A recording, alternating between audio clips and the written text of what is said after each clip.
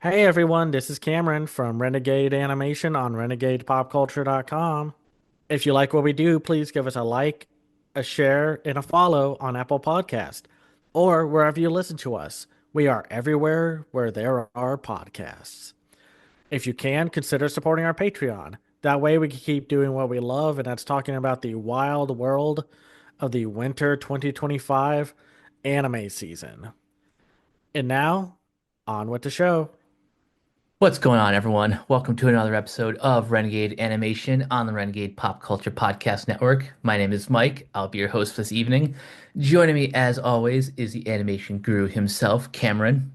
Howdy, howdy. And joining us once again, we've got Teresa. Hey everybody. And a new year means a new anime season. This is our impressions of winter 2025. Yeah, yeah. It's been only 2 months, and it's already been one of the most exhausting time periods of our lives. And anime is not helping that, especially with the fact that the extreme burnt out nature of the industry is starting to bleed into about every corner of it. Like, it was already doing so, but it's doing it more now than ever. We might not have had to talk about as many anime shows this season, but 27 or so is like still way too much anime. Like, we're not even going to make that a takeaway again. It's just, and honestly, this was a mediocre winter season. I still found a lot of anime I like, and obviously the returning shows like Solo Leveling, 100 Girlfriends, and The Apothecary Diaries were and are still big, and those are worth being excited for. But then you look at the main lineup of new shows, and I'm not saying no one was excited for Sakamoto Days, but compared to last year's winter season where we had so many amazing shows like Delicious in Dungeon, The Wrong Way to Use Healing Magic, A Science of Affection, it was amazing. It was one of the strongest seasons of that year, probably the best season of that year. Here, this is a summer season stuck in the winter season. Just not a whole lot to look forward to if you're looking for new anime.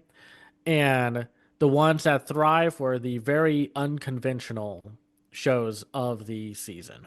I can agree with what you just said there. Like we'll get into it when we break down our takeaways, but I guess just to get one of mine out of the way, the shows that will end up in my top five are the ones that are they take the most advantage of their premise, or as we often say on the show, they commit to the bit.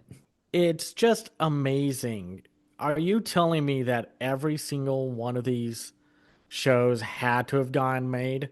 Were they that popular enough? Or was this one of those, this has potential to be a franchise, so let's greenlight an anime and we'll see what happens? When you don't know what's going to happen, and it seems like if the show or like the source material, like light novel or manga, was not already popular or was, unpopular or middling, why would you invest into the risk of greenlighting some of these shows? I just, I don't get it. So the shows that we collectively watched include Headhunter and Another World, from Salaryman to Big Four. I may be a guild receptionist, but I'll solo any boss to clock out on time. Behe Neko, possibly the greatest alchemist of all time. Bogus Skill, Fruit Master.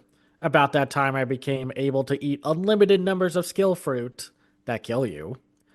Ubel Blot. I'm a noble on the brink of ruin, so I might as well try mastering magic. Even given the worthless appraiser's class, I'm actually the strongest. The daily life of a middle aged online shopper in another world. Magic Maker, how to make magic in another world. Sakamoto Days. Zenshu. I left my A rank adventuring party to help my former students reach the dungeon depths. Momentary Lily. The Red Ranger becomes an adventurer in another world. I'm getting married to a girl I hate. Anyway, I'm falling in love with you. Honey Lemon Soda. Medaka Kuroiwa is impervious to my charms. I want to escape from princess lessons. Okitsura. Welcome to Japan, Miss Elf. From bureaucrat to villainous. Bon Vampire. Ameku MD. Medalist. Flower and Ashura. Tasokade Hotel, Soraya Utility, and that's it. I want to start with my first takeaway. Oh, go hands. You never improve. Before we started up this episode, I was talking to Mike about the ever curious mystery of how a studio like Go Hands, which has made some of the most infamously visually distinct anime of whatever years they release them, and yet they are some of the most like, and I usually hate the word unwatchable, but the way that they craft their anime, like Momentary Lily, which is about a group of girls who protect a city from these killer robots, like it wants to be this super high action octane dynamic anime with its combination of 2D and CGI backgrounds, but it's an eyesore. And apparently, like their shows like Handshakers doesn't even sell well on Blu-ray. So, like, why do they have the ability to continue to make anime when it is very clear that they have yet to improve or do anything to have garnered a good show? And I'm not saying I want this studio to shut down and, laying off hundreds of people, but what is keeping them around? What is going on here? Because Momentary Lily has some of the same people who made Handshakers and stuff. I hated this show. It is confusing. The characters are all archetypes. The main character is annoying, and it tries to play with some big swings and attempts at being dramatic and interesting that fall flat because I don't care about any of these characters. They want you to feel bad for this one character dying in episode 2, and it's like I barely knew this character. I think the best way to describe this show is unwieldy. It does so many things that don't really gel together. They don't even really do a good job of setting up the world or really getting to know these characters. You get one scene in the first episode of them just kind of like chilling in some cafe or whatever, and then 2 seconds later, oh, it's the monsters, and they're all going into fight mode. Again, Gohan seems to keep making anime where they confuse character quirks for fully fleshed out personalities. The gamer girl speaks in gamer talk. The older sister character speaks like a motherly kind of character who also has Gynax bounce physics boobs. Like, good lord, too much, man. Like, fan service is too much sometimes.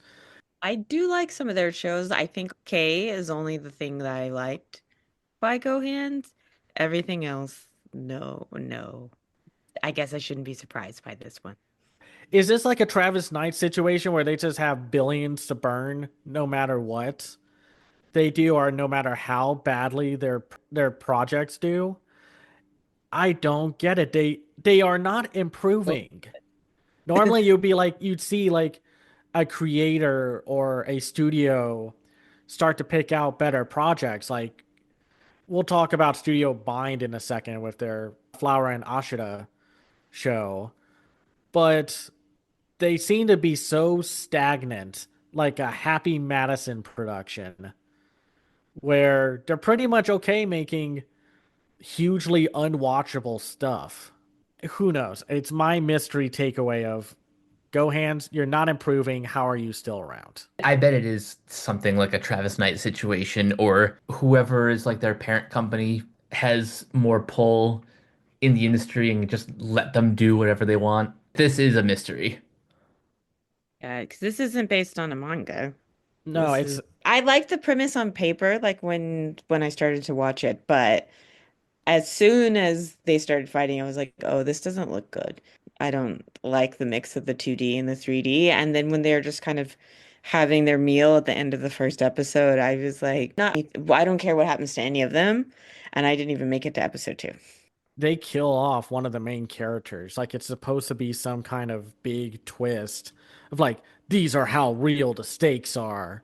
And you're just like, who is this? I forgot because you guys They spend do more look alike. time causing characters to fly around CGI environments. And and a lot of these are on streaming services. So like on Crunchyroll, unless you have perfect internet, that thing's going to pixelate fast and it's going to be nigh impossible to see what's going on. I want to respect Gonzo filmmaking decisions and I want to respect the fact that they're just going out there no, making stuff that they're doing it for themselves. And I get that. I want to respect that, but I really don't. And like just to kind of partially talk about studios and picking out their projects. Studio Bind, the famous studio for Jobless Reincarnation, finally made a watchable show where that has no friggin' caveat to it. Listen, I know a lot of people love, and I mean love, Jobless Reincarnation. It is constantly a successful anime whenever it airs. It has some of the most amazing animation out there. And it does have a lot of good story beats as the show has went on. You also had to sit through an ungodly amount of episodes before the main character finally got to be tolerable. That's a problem. And then there was that one where the sister transformed her older brother into a little 12-year-old, and the fan service for that show got creepy really fast. And it's just like, oh, it's about depression and such, and how his sister's trying to help him. And it's like, cool. You don't need to try to make a 12-year-old sexy. That was so gross. I can't believe people were putting that as one of the best anime of that season. I just no. So it was a surprise to see Flower and Ashita, this show where it's all about the beauty and just the life and passion people put through poetry and reading and like recitations. And it has the amazing animation Studio Bind is known for, but it's connected with a story that's actually compelling to watch. Funny that. It's like I don't know why this seems like such a oddity sometimes, but I was amazed with Flower and Ashita.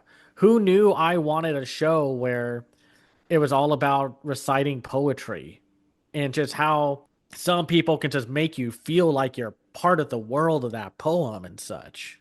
Like it was great. It Just was great. Beautiful. And the animation really, even if you're like not a fan of poetry or like spoken word, you feel it, when when the two girls meet and like being like you can see it through the other character being impressed and then when they join the club. And I really thought the character journey for her was like exactly something in a slice of life. Like, she's like blooming like a flower, one would say. And like that ending in the first episode where she's reading oh the yeah. Ashita poem. It's like, oh, I felt chills. hmm This is when anime is at its best, when it takes subjects that you're not sure you would be interested in. It gives you reasons to care. Absolutely, because I would not join the broadcast club or do this myself. But I was captivated. And also it was really, I feel like, it's about like friendship and like coming out of your shell, like most slice of life anime, but not all of them capture my attention. And this one definitely did. Like you can make slice of life shows work. It's just that tightrope of you're laid back but charming, or you're laid back and uninteresting. Yeah. Like to talk about like a show about coming out of your shell and such with Honey Lemon Soda. What happened with the rom-coms and comedies this season? Mike, do you have an answer? Unfortunately, the best thing I could come up with, and this is kind of both a positive and a negative, and this is one of my major takeaways. I think for better or for worse, Comey Can't Communicate really shook up the rom-com genre because the shows that are at their best have taken the lessons from that show and applied it to different situations. One of my favorites was Okitsura, which kind of helped, not that this was necessary for a Western audience, but if you want to learn a bit more about Okinawan language, architecture, and cuisine and all of that, they do a good job of like giving you those lessons, but also giving you characters to actually care about. And yeah, the same could be said for Honey Lemon Soda. It's a great anti-bully show, but then you get the less good ones like I'm Medi getting married to a girl I hate. Ugh. God. That one might actually be like my least favorite of the season.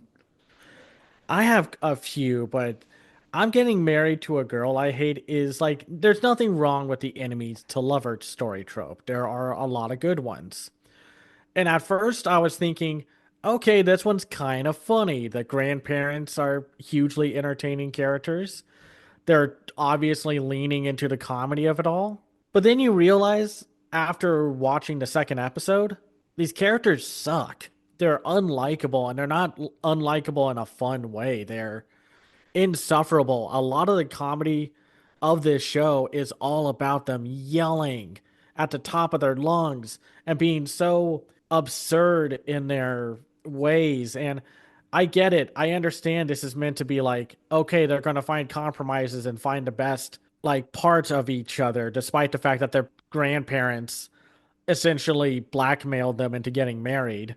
Honestly, the grandparents are the most entertaining characters of the show. Yeah, I would have loved to have seen a new age romance about two elderly people just being cool as hell and doing stuff as petty as, well, grandson, if you don't want to take over my company by getting married to this girl you hate, I'm going to give it to the company to this dog I found on the streets. And it's like, wow, that's a level of pity most people wish they could go for. When you have characters that are not compelling, there's no reason to watch it. Oh, and maybe don't make it look like your cousin of one of the main characters wants to maybe make love to your main male character. I could not make heads or tails of what they were going for with this character. At first I thought she was just a friend, but then it's like you're his cousin. Okay. I kind of Yeah. like your analytical mindset, but then maybe don't sit on your cousin's lap that way.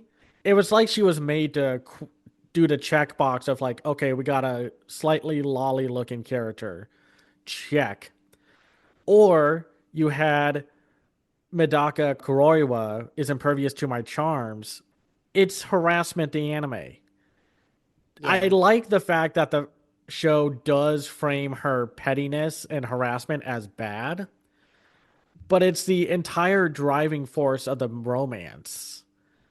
And if Yeah. this was like the other way around, nobody would be laughing at this. Oh yeah, no.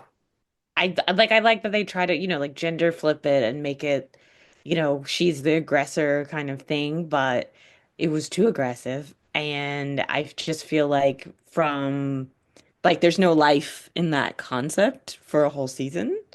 It seems like it's just going to beat a dead horse and very weird. And I felt like most of the story was lacking, and they just came up with a premise and they're like, let's see if we can run with it. And most of the time they couldn't. Comedy was slightly better for me. I liked Welcome to Japan, Miss Elf, and the Bureaucrat de Villainous one. Most of the Otaku Neat one, but the romance category, it was just like one after another. I was like, no, no, no. I don't like this. So Um, much of the comedy this season revolved around harassment, grooming, and just creepy behavior. Like yes. Bon Bon Vampire was all about the fact that this vampire was in love with a 15-year-old kid and was trying to wait for him to get to 18 years old so he can drink the pure blood from him.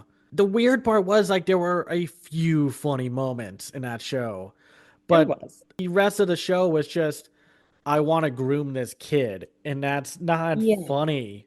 It wasn't a kid and he was 18 and it started there.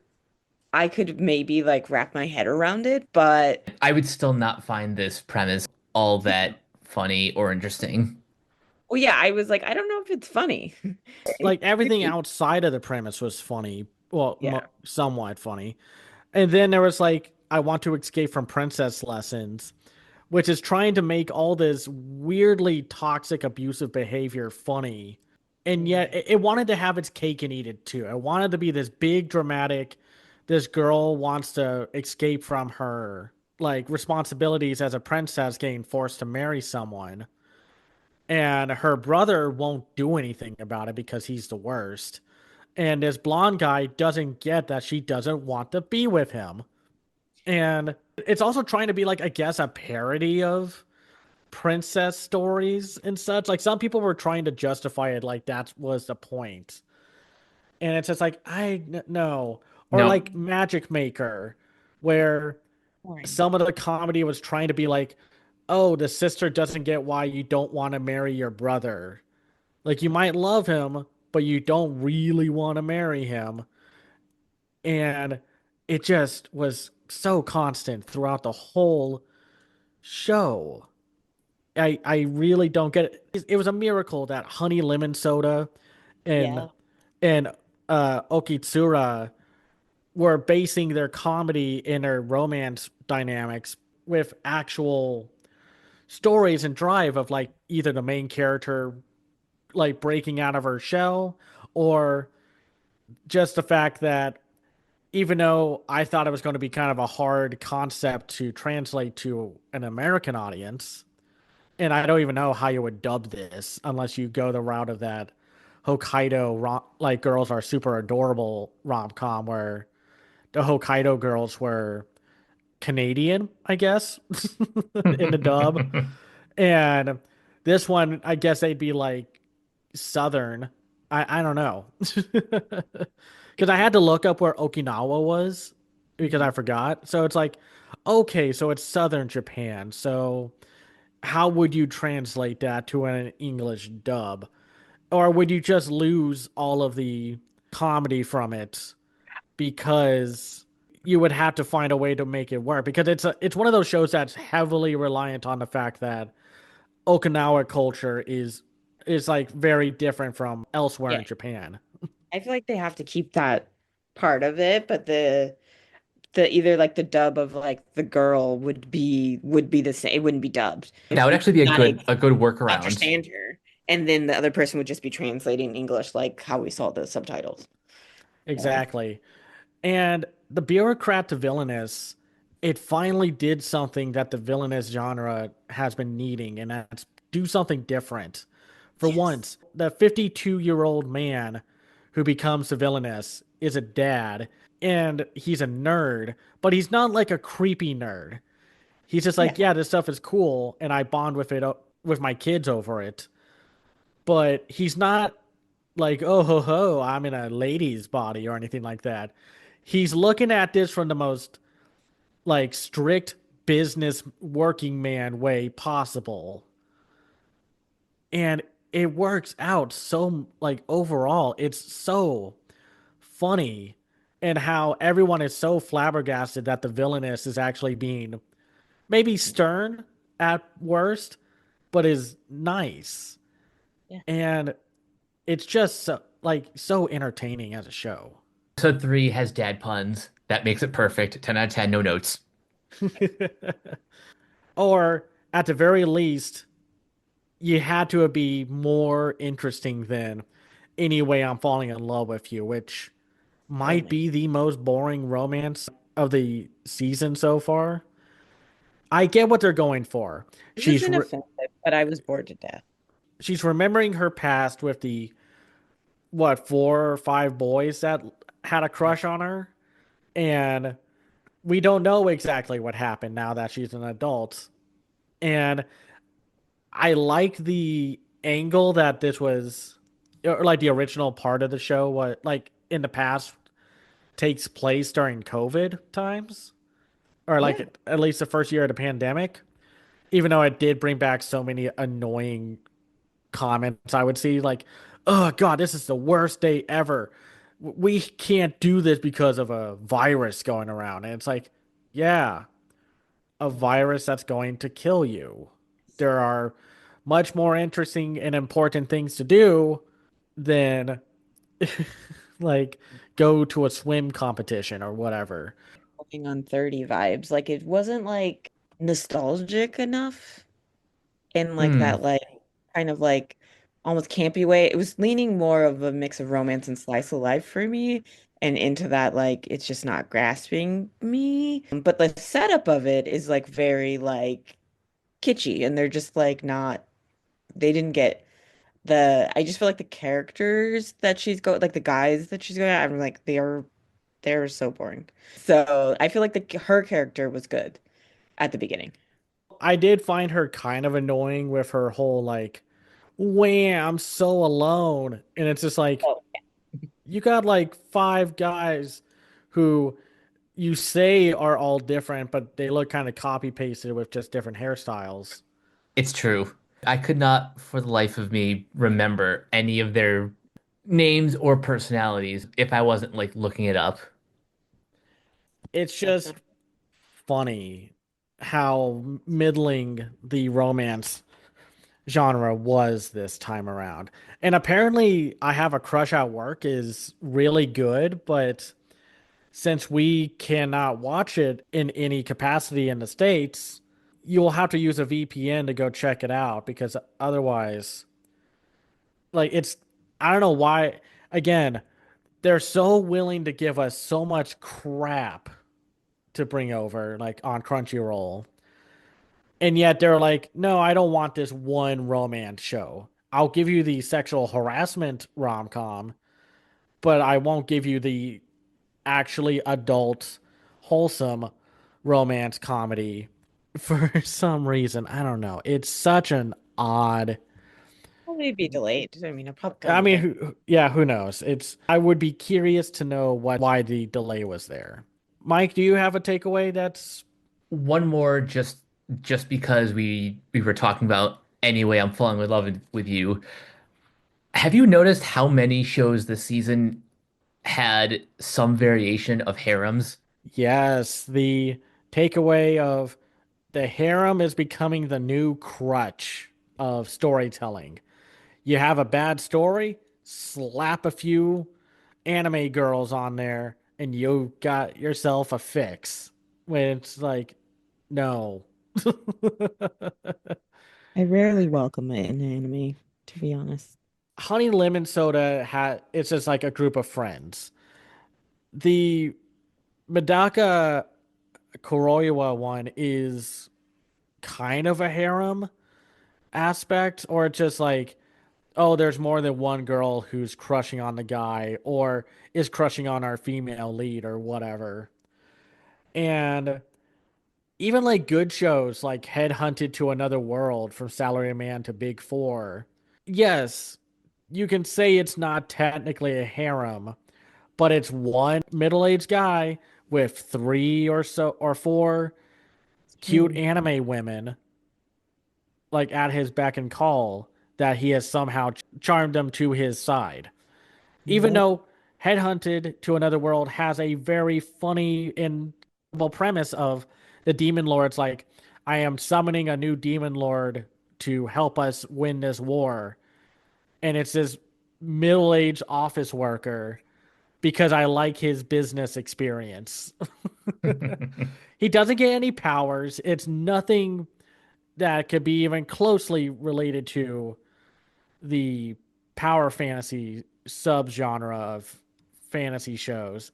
It's just a guy who knows his way around business and bureaucracy.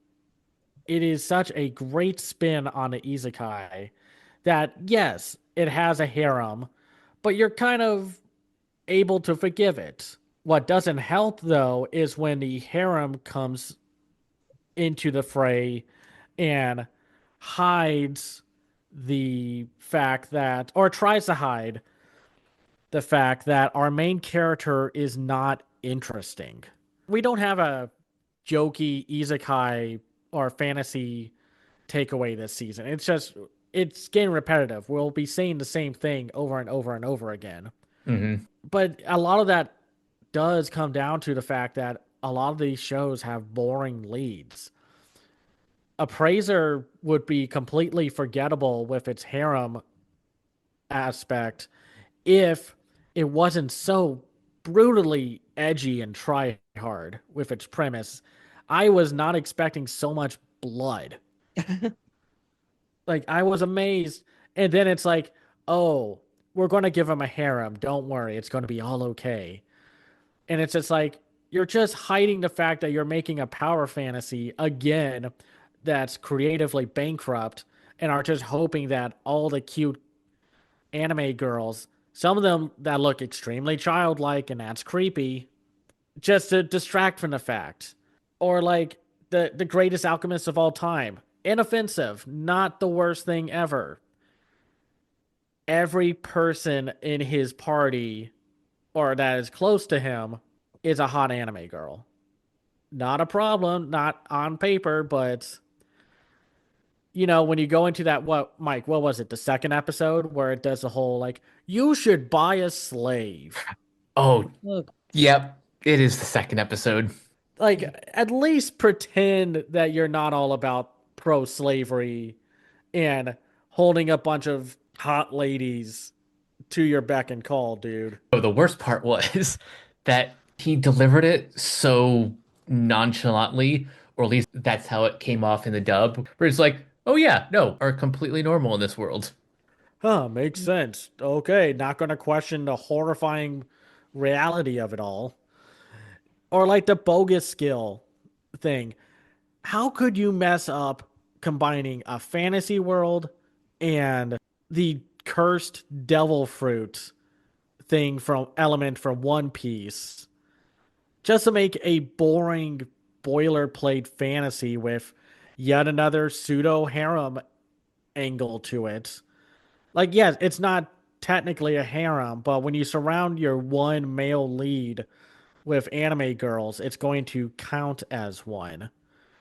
Like, I'm finding it a hard time to remember how many of these isekais or power fantasy shows, like, do they differ? Not really. It just, like, also keep your child characters away from adult characters, please.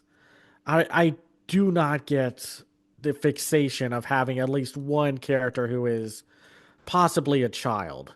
Or they do that stupid workaround of like, I'm 3,000 years old or something. I'm just short.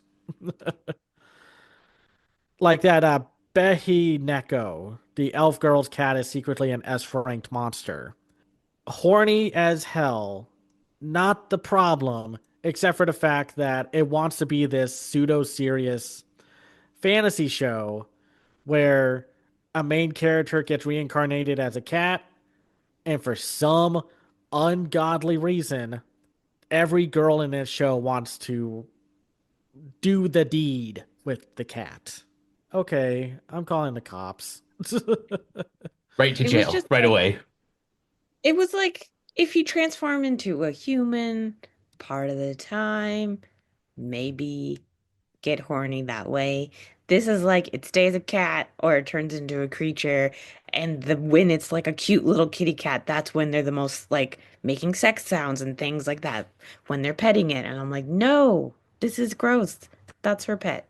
It it, doesn't make it, it also has a terrible queer character in the show, and it's like maybe not as bad as the slave trader one from a show from the last season we talked about, but it it's just feels like a really yikes stereotype of what they're Mm, it's going yeah. for. I think what was that one, the Magilumary Oh agent yeah, one? That was like that made sense that that character ran a magic girl agency and dressed up as one. This one, the whatever. I guess he works at they work at the guild or Yeah. whatever, and it's just like out of nowhere, no reason, no introduction to what like who that character is. Just like there's this guy, there's this person, and I'm like, Why?" And then I was like, "Oh, well, let me just roll with it. Maybe that's just part of this world, and they're into queer characters." And then I was like, "No, that's not what's happening." They're written as stereotypically, like it's that feminine masculine trope that we Yeah. sometimes see in anime where it's like big buff guy but has very feminine traits and wears like bondage or tight leather skimpy lingerie or whatever. I was almost on the wavelength of the show when they had scantily clad male like guild reception waiters or whoever they were. I was like, okay, that's kind of a different twist on the like skimpy like tavern girls or whatever. I That's kind of silly, but it's also just not written well as a show. You're telling me that the blonde girl could not figure out that the reason why she couldn't do better in dungeon encounters is because she was wielding around two super long swords that were going to be cumbersome? Like she couldn't figure that out when she started using the swords. Yeah, no, exactly. And it just seems like I would have laughed if the blacksmith cat girl was like, oh my God. Even like the person who is supposed to know about this stuff. It's like, man, I have no idea what the problem is. And it's like, You you're should have all. thrown into them. No. I think Oh. that's also my other takeaway is like they just have really annoying female characters who are just like getting louder and like squawking at people. And sometimes, like in the whatever, the harassment one, that's just their whole characterization. But in other ones, they start out as like badass and like, especially in this particular one, Behiniko, they're supposed to, they're supposed to be warriors. They're supposed to be warrior women and like blacksmith. And then they're like, "Oh, you saved me. I can't do anything." They did it in that Ubel Blot one as well. This like smuggler lady. She's supposed to know the whole city, get them to where they're supposed to be. And then like one monster shows them like, "Oh, what are we gonna do? We're all gonna die."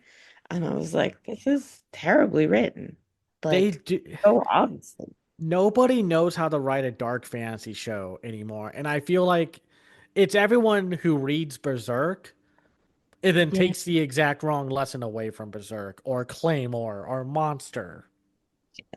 I want them to be kick-ass like warriors and like they can be like in the Red Ranger, Yhidra, like they don't like her, they say she's mouthy or whatever. Fine. But she does have magic and she shows it off and like doesn't become super annoying or like super cowering and needs someone to save them. I just it's very obnoxious. Oh, or what about I left my A rank party because my adventuring party doesn't understand what a red mage does. And then it's like, oh, I'm going to join another party. Oh, it just so happens to be these three hot anime girls who were apparently my students when I was a 20-year-old teacher. Like, on top of the fact that, like, that whole show is about a fantasy world where Twitch streaming is a thing for dungeon crawling, which, okay, cool, fine, whatever, I'll accept that. But it's like, it's another harem crutch, and the girls are not interesting again. They just have very boilerplate personalities, and Yeah.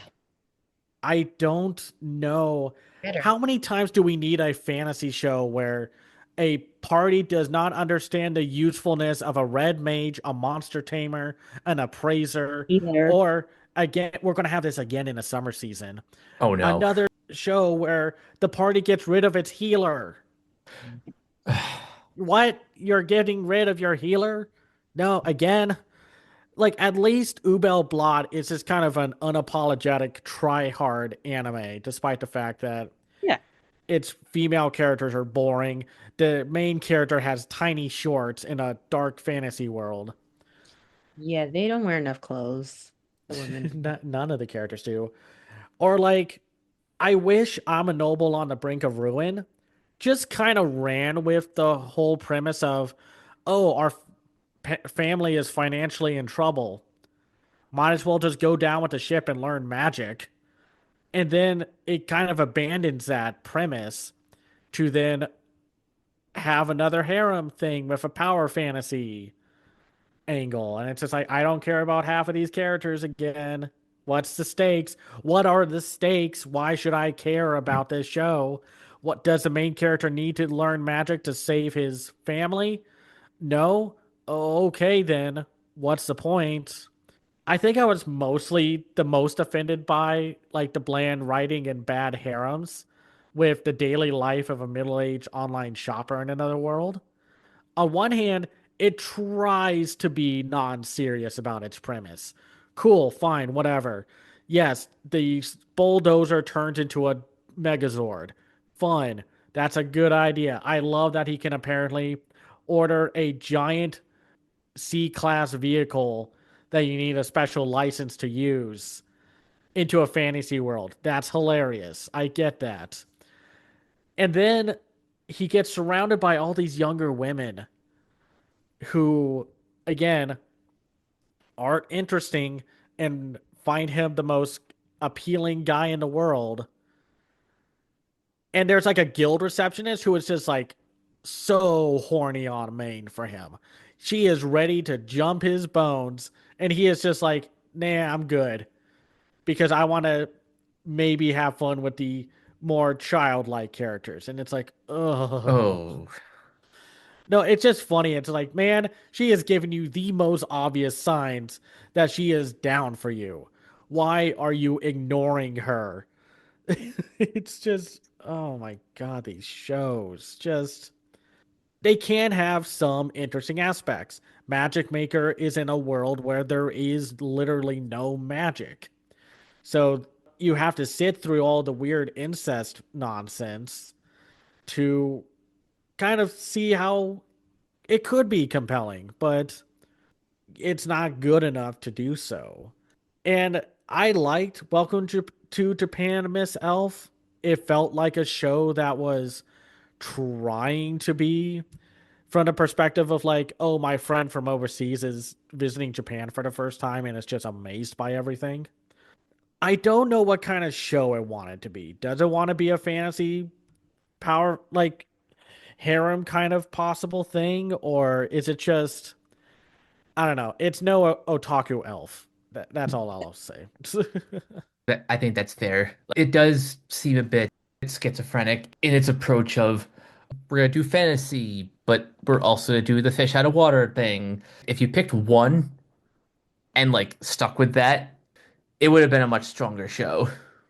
This season, I know we don't want to be repetitive and say the fantasy genre is dying or something like that, but like the shows I like the most are the ones that did actual unique things. Like one of my favorite shows of the season is Zenshu, which is it is an isekai, but it's one that actually kind of puts animators on like a high pedestal. And I describe this as the anime equivalent of a metalhead getting to join their favorite band on stage. How cool would it be if like you were an animator and you got to just live in one of your Yeah. favorite movies of all time? Zenshu also does a thing that most power fantasy isekais don't bother to do.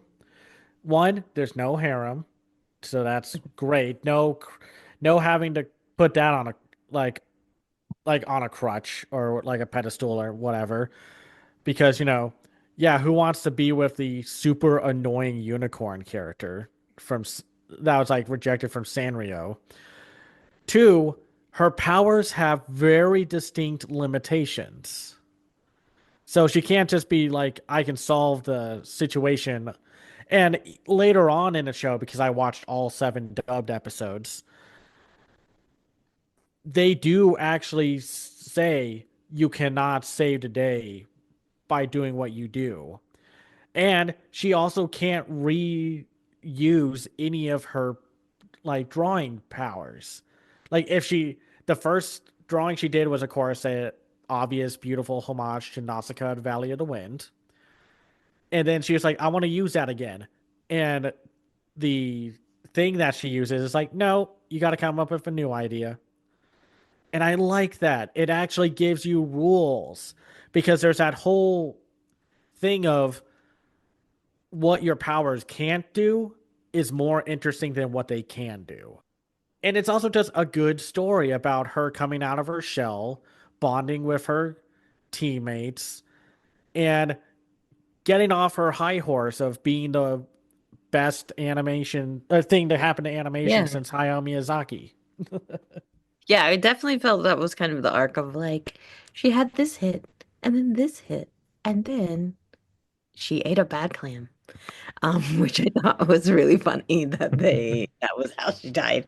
Or who knows if she technically died, but we'll see. I really liked it. I also think my one of my takeaways was just like when you mash up two things and like it could be part of a bit, but when they brought two things together, like Power Rangers and Isekai, I was like, bring these two fandoms together, like bring these two like really awesome things and let's see where it goes. And I think, it paid off for them in the Red Ranger series, but I also think in what was the other one that I had? Also, like kind of in the Tasukari Hotel and Amaku MD, these are kind of like detective shows, but they're mixed with like maybe a supernatural premise, and getting you to think of like what are they solving? Is it, an everyday thing or is there something a little bit extra going to it? And I feel like when you bring those two things together and it's they go all together, subverting expectations of like what is an isekai? What is this like doctor show like solving, a medical mystery? Obviously, Amaku was giving me, as a house fan, a lot of joy Yeah. watching her solve everything. So I was like, House people unite. This is the anime for you. Like, Yep. this is what you should watch. So I feel like when it does that and there's like a way in, Tasukari was giving me Silent Hill vibes at the beginning. It kind of went away, but I was like, what the heck is going on? This is super creepy. I want to know where it's going. And I like a purgatory story, like anyway. So, and it's not a classic like purgatory of like you're either good or you're evil and we're gonna find out. It's very like neutral and like you're gonna recover your memories and who knows like what's gonna happen. So I thought that was very interesting. It's like good ideas and compelling characters will carry your show extremely far. And like for example, Sakamoto Days. It's John Wick if he retired and he's just trying to live a happy normal life with his family and his cute daughter, and yet he could still kill you if it's like that line from Duckman where the side character's like, I know 200 different ways to kill you. And then one of the side characters is like, oh, here's this idea. And then it's like 201.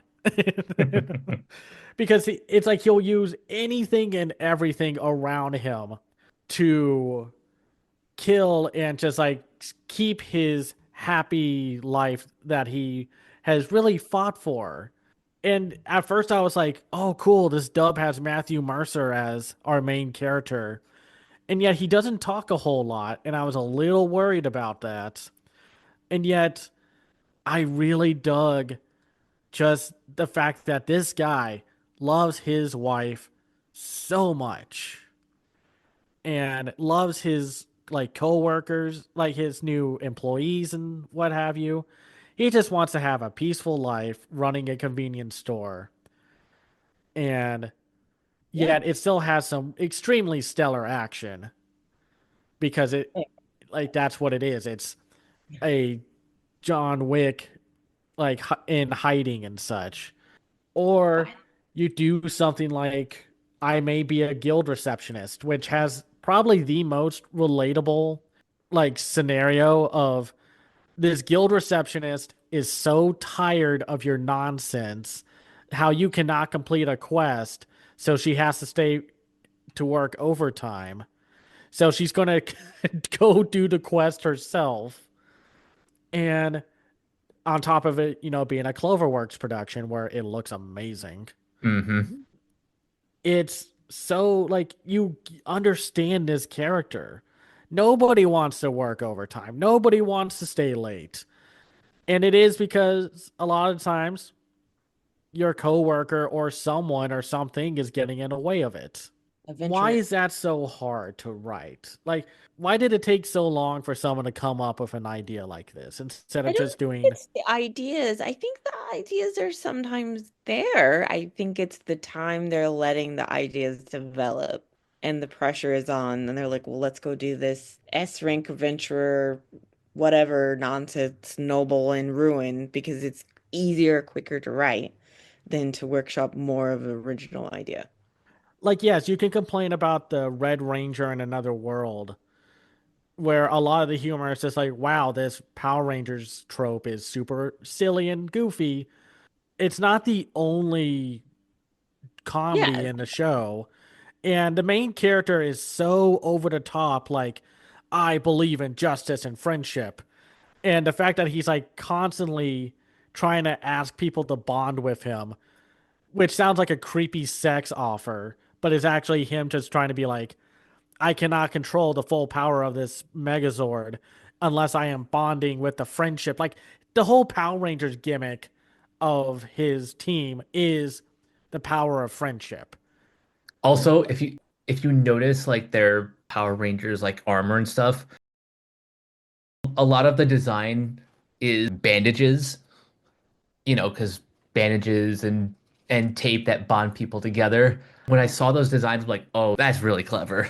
Yeah, that's like they look like band-aids or something like that. Like the sword hilt of the Megazord looks like multicolored band-aids. It's details like that that I just love. They really went all in on this premise. I was like, how did you license this? But I mean, they changed the name, but I was like, this is very obvious. Yeah, I'm like, okay, does Saban know about this? And I was like, I guess they don't care. Yeah, I think it's like, yeah, Saban still owns the Power Rangers Yeah, my friend rights, was them. but yeah, it's like the distributor and who's paying for it changes every once in a while. Or there's just like one of my favorites, Soraya Utility, is about a girl who like loses her drive after her favorite game shuts down. And then it's all about her like finding new like inspiration to find excitement in her life. And she's like, "Oh my God, I want to play golf." I know. I don't know what Never it is about the last few years where you've just gotten nonstop golf anime, but a lot of golf anime for sure. Not I all good. thought this was at first made by the same people who made Overtake, but it's not. It just looks similar and visually stunning. And it's just like, okay, you understand that she needs to find a drive to like find meaning in her life and that Yeah. she finds it through connecting with these people through golf. And it's so sweet. Yes, I love So the old people in this one. It reminded me of my dad. My dad used to play golf and just like go hang out at the golf course because he's like, well, it's where my friends are. Yeah, And I have, that's my dad in a nutshell. Like he's in this golf league that he does in the summer. That's where he spends a lot of time socializing with other people. It's one of the things I know he looks forward to the most. yes, we had a country club membership. That's how intense my dad was into golf. And I made friends with someone who lived on the golf course because I was there all the time, and he's like, "There's another kid. Don't you want to be friends with that kid so I can go golf more?" And you guys can entertain each other. And we're like, "Yeah, totally." I mean, we were like six, and I was like, "Sure, this is great," and we're still friends. So that's very funny. And she did a golf scholarship, so her dad was way more intense into golf than I was. So I got to dabble. So I vaguely knew what she was talking about in the show about learning golf. I was like, "Yeah, that all yeah, sounds same right." here. And then like with Ameku, MD, yes, it's technically in a realistic situation, a doctor should not be outdoing a detective's work on a murder mystery thing, but this is not a realistic show. It is hilarious and super charming. And who doesn't love a house like character who is just unpleasant to be around but knows what they're doing, so you kind of like tolerate it. And the fact that it goes so far with its, at least with the first murder, where it's like, oh yeah, the person used a T-Rex jaw to take off a limb off of the dead body, Oh and my. through all just observation and such. Cool, love it. I have no notes for how she is able to walk around or like work around detectives who could not solve it faster than her. Also, shout out to the fact that they have a Family Mart parody called Fam Molly Mart and a detective that's dressed like Columbo. And the Yeah. same, the hotel anime. What was it called again? Asakari? Yeah, Tasokare. I was thinking it was another murder mystery kind of thing, but it was more like these people are stuck in purgatory. They don't remember who they are. And our detective and the assistant from a 365 member idol group, Jesus, are going to solve and find your memories so you remember who you are and what happened to your life. It's based off of a video game. I didn't realize that until it was too late, but it was interesting just to see like how you unravel the memories that you hold deep within you and what have you. And The the go no ahead. face before your memories or weird face before your memories come back was really creepy. I was kind of surprised by that, but the way they executed that was actually pretty well done. It was very cool to see that one character walk around with basically tarot cards for a head. And I love the butler with the fire head. He is anime's best boy of the season. No. And what was another real? Oh yeah, medalist. Again, you have compelling characters. A girl who wants to use her drive to become the best ice skater around. And her coach, who was too late to join and become part of the skating world because of his age, is going to vicariously live through her, but also help her reach her goals. Like on one hand, it's like sometimes the melodrama was a little too laid on thick, and that one kid with the glasses was the worst.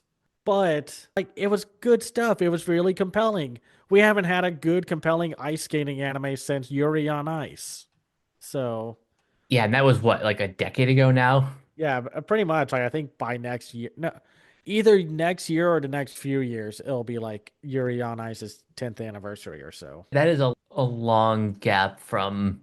I'm surprised it has taken this long for an ice skating anime to top that. And I'm not saying that Medalist tops it. I just really like the sort of 90s, early 2000s like Disney sports movie vibe that this movie had. Oh yeah, like what's the John Candy Bob like bobsledding one? Oh, Cool I Runnings. Cool runnings. Yeah, Cool Runnings. It's kind of like that. A guy who's too Yeah. late to get his dreams, even though, I mean, it's interesting how they really dive into the world of like figure skating and how you really need to start at a super young age or else you'll never make it, or you quit early. And I'm curious to see if they do really dive into, wow, it's really cool and flashy to be this famous like figure skater, but then after I'm done with that, the world around me just does not want to show me support or be like, give you a brand sponsorship or whatever. It's just cool. Like the best anime of the year so far were very different, which makes it feel more like a summer season because the best shows were the ones that you would least expect to like. Whether it's poetry, ice skating, Power Rangers, and what have you. It was cool to go through this season, even if it wasn't the most stellar time going from point A to point B. To see it all unfold, even though the anime industry of itself is crumbling inwards. Like, I think next season there will be an anime that uses generative AI backgrounds, so we'll make sure to skip that one. But yeah, yes, there were good anime. A lot of amazing anime this season. But I don't think I'm curious to see if this is like a sign of things to come for this year, or this is just the first bump, not the best foot forward for anime this year. I hope that's the case because it would be really disappointing if every season this year we're more or less struggling to come up with like shows that we can genuinely recommend and we're just kind of going through the same motions. But we cover like a good amount of shows for each of these podcasts that there are enough opportunities to surprise us. Just break out of that shell of mediocrity like in Honey Lemon Soda. Just we're being tough, but it's because we want anime to be as good as it can be because it can be just stunning stuff. And there's already like a lot of shakeups within the industry right now, especially with the fact that between the last season and this season of anime, Toho bought G Kids. And since Toho has been like investing all of their money into basically either buying or putting their like shares into owning parts of the biggest animation studios in Japan, they now have G Kids as a means to distribute their anime in the US. Like Witch Watch and the Gundam anime that are coming out next season are not going to be like owned by Crunchyroll and such. And honestly, it was probably because of the fact that Sony is releasing Mamoru Hosoda's new movie later this year, is why Toho wanted to get out of the way of not having to deal with Sony, which owns Crunchyroll and such. So we'll have to see what happens. But Teresa, what would you say your five favorite anime from the winter 2025 season were? Well, you know what? I started with comedy romance and I was worried I wouldn't get to five, but then I made it to other categories and I was like, actually, I have quite a few to choose from. So narrowing it down, it was actually the first one I watched, Sakamoto Days. Immediately, I was like, this is my Spy X Family of the season. It's immediate. I knew I would like it. It followed through. Akemu MD. I love House. I love detective stories. I was into it. Surprising for me, the golf anime, Soraya Utility. I think like this is the one where I'm most interested in where the character is going in the slice of life type genre. It eked out just a little bit for Flower and Asura for me. I may be a guild receptionist, but I'll solo any boss to clock out on time. The comedy of the character was just immediate and I was really hooked. And the premise for Zenchu just blew my mind. And it has to be in my top five. I like the Red Ranger. I like Tasukari Hotel. I even like the Headhunter one and Okitsura, but I just feel like those I could go back to anytime, and my top five are the ones I want to watch immediately. Mike, what about you? Like overall thoughts and then your top five. So overall thoughts, there are a lot of these shows that I enjoyed for the most part. The top five are the ones, kind of like what Teresa said, I want to continue watching immediately. So with that in mind, Sakamoto Days is basically tied for number one with The Red Ranger becomes an adventure in another world. Just as far as pure enjoyment, these are the two I just had the most fun watching. Right under that, I would do Zenshu, Amaku MD, Soraya Utility. I may be a guild receptionist, but I'll solo any boss to clock out on time. Yeah, so like I said, mediocre season, but there are still plenty of good stuff to go around. If we ever hit a point where we can only pick three, that's when the anime seasons are in the industry as a whole is in dire trouble. Yeah, Sakamoto Days, the Red Ranger it becomes an adventurer in another world, Zenshu, and I mean like yes, Mappa sucks. They need to get their working conditions in order, but they put out some amazing stuff. Probably the first time in a while that I've actually liked a Mappa product.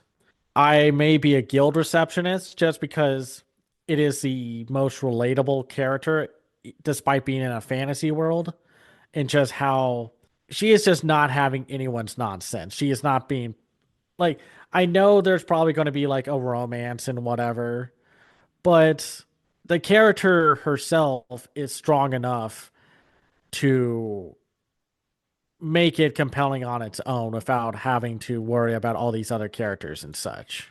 It's tough. I don't quite know what my fifth one would be. Hmm. There are so many good ones now that I'm thinking about it.